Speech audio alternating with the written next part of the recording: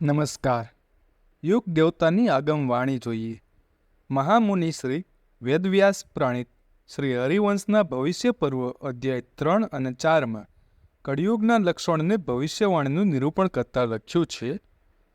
યુગાંતે કળિયુગના રાજાઓ લોકોનું રક્ષણ કરશે નહીં. રાજાઓ ક્ષત્રિય નહીં હોય.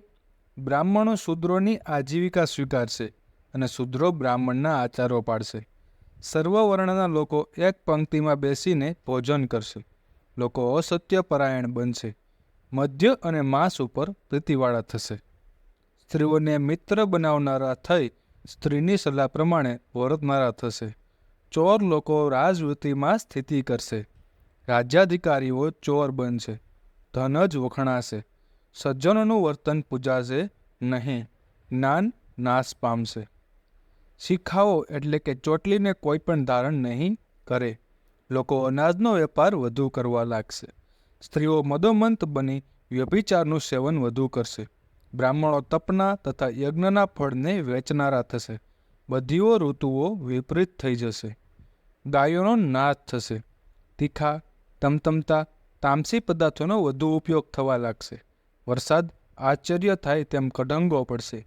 રસ્તે જતાં લૂંટાઈ જવાના ભયવાળા બની જશે.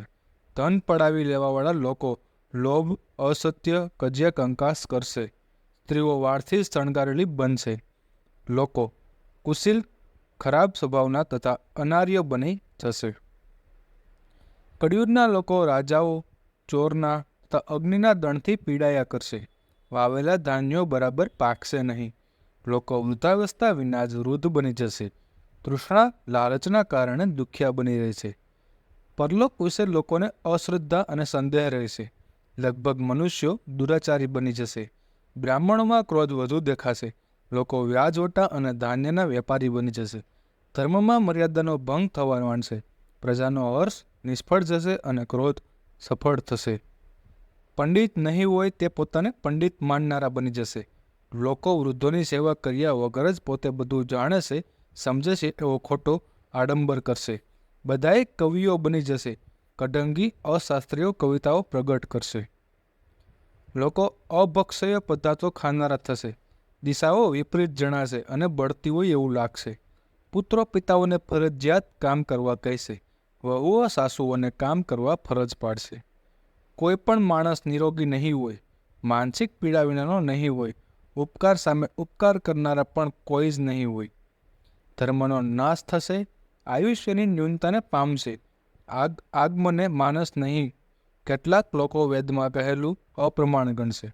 કેટલીક સ્ત્રીઓ વ્યભિચાર દ્વારા જ આજીવિકા કરનારી થશે.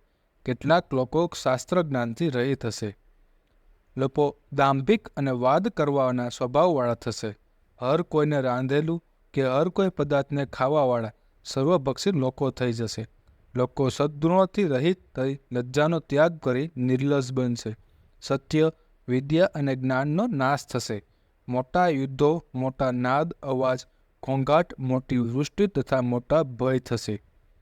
વ્યર્થ વ્રતો કરનારા ઢોંગી બનશે. લોકો મૂર્ખ, સ્વાર્થપરાયણ, લોભી, લાલચુ, પારકાના રત્નો ચોરી જનાર, પારકી સ્ત્રીઓને હરી જનાર, કેવળ કામ ભોગમાં જ તત્પર, છળ કપટમાં પ્રેમવાળા થશે. કોઈ ભાવ કે શ્રદ્ધા જ નહીં હોય એવા અનેક રૂપધારી મુનિઓ થઈ પડશે. લોકો ધાન્યના, વસ્ત્રોના, ભક્ષ્ય તથા ભોજ્ય પદાર્થોના ચોર થશે. શિષ્યો પોતાના ગુરુઓને વાણીરૂપી બાણોથી ચોપાસ પીડા ઉપજાવશે. લોકોનું કલ્યાણ, સુકાળ, આરોગ્ય તથા બંધુડનોમાં સંપ કે મેળ બહુ જ ઓછા પ્રમાણમાં હશે.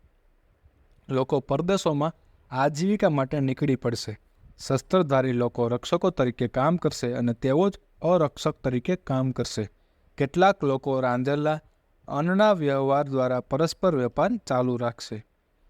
મૂળ ધન, મૂડી સહિત વ્યાજનું ધન પણ ઓળવી જવાના થશે. કેટલાક લોકો બિલકુલ સંતાન રહિત થશે અને ઘણા લોકો પોતાના કુળના લક્ષણોથી જ રહિત થશે. આવી જ વાતો મેળવવા માટે, ભક્તિની વાતો મેળવવા માટે આજે જ સાંસ્કૃતિક વિરાસત ચેનલને લાઇક, શેર અને સબસ્ક્રાઈબ કરવાનું ના ભૂલતા.